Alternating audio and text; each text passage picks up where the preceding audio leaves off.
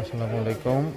রানীগঞ্জের ৩ kilometre চৌরাস্তায় Kaliganj যাওয়ার পথে রূপালী ব্যাংকের যেই শাখা আছে সেই শাখায় ডাকাত ঢুকেছে, ডাকাতি করার চেষ্টা হচ্ছে এবং ডাকাত দল যেটা করেছে সেটা হচ্ছে ব্যাংকের ভিতরে যে লোকগুলো আছে, কর্মকর্তা কর্মচারী তাদেরকে এবং গ্রাহক যারা আছে তাদেরকে জিম্মি করে রেখেছে।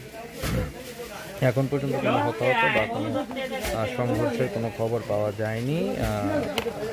এলাকার যে প্রশাসনিক যে লোকজন আছে, পুলিশ, র্যাব এবং ব্যাংকের কর্মকর্তারা তারা মোটামুটি চলে আসছে।